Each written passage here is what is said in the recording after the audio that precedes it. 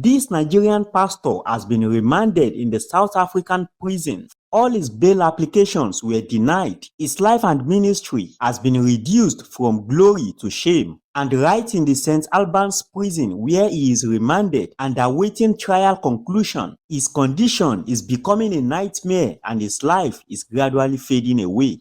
His name is Timothy Omotosho, a Nigerian-born evangelist who started his ministry in South Africa as the Jesus Dominion International Church. Everything seems to be going fine, and altogether he has a total of 27 church branches across South Africa.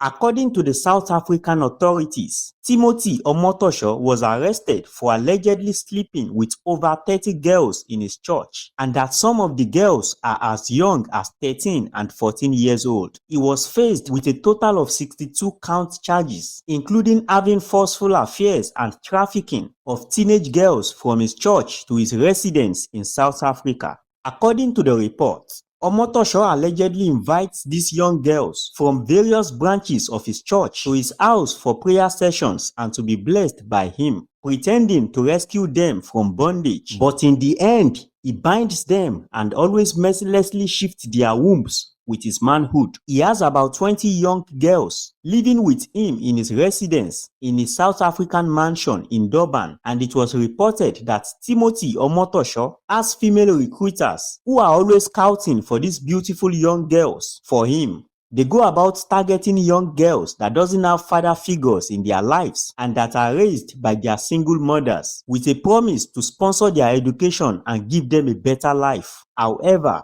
Pastor Timothy Omotosho began to take advantage of these young girls with his powers and authorities as the church leader, and as narrated by some of the victims, the man of God will invite the girls into his apartment and instruct them to massage his legs before finally telling them that it is God's will to lay on them. He was seen like a godlike figure to all the girls, and they are scared to testify against him because no one would believe them. But eventually, Omotosho's atrocity broke out when one of the victims decided to speak out. He was having the time of his life, laughing while he was doing this. So he continued shoving until he reached climax. When he was done, he told me to go to the bathroom and wipe myself off. So I went. I let myself out of the door. I quickly ran to my bag. I ran out of the gate. I told the cab driver to wait. Because he was so naughty.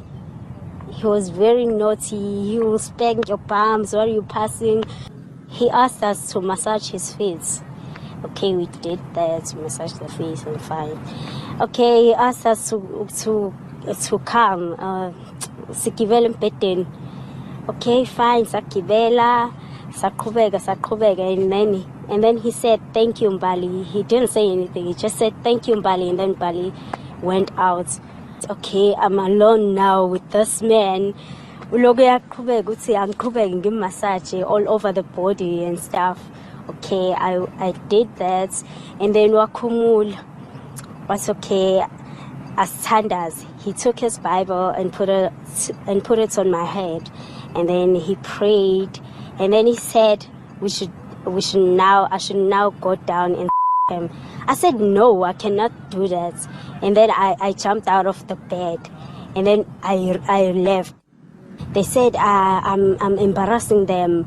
I was supposed to do what the man of God says. Now the man of God doesn't want me anymore because I didn't follow his rules.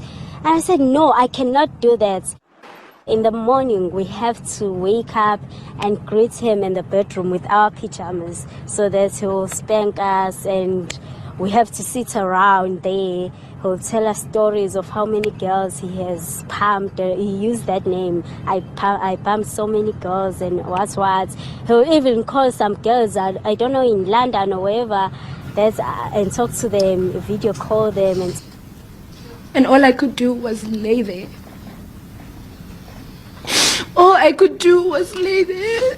If I don't satisfy this man, then I'm not going to heaven. If I don't satisfy this man, then I've broken a covenant between God, myself, and him that he established. Tell us that he wasn't sleeping, he was in heaven, communicating with God. The testimony was rehearsed every day. They lied about everything. It was rehearsed every day so that they will share the testimony on Sunday, and it's perfect, no mistakes. Omotosho knew he was about to be arrested, and then he quickly and quietly planned his escape back to Nigeria. But unfortunately for him, he was arrested right in the airport on his way out of the country. And in fact, he was picked up in his hiding place inside the female restroom of the Port Elizabeth Airport on the day of his arrest. His church was locked up and his members were dispersed. 2 other young women who are also known for recruiting young girls for him were also arrested.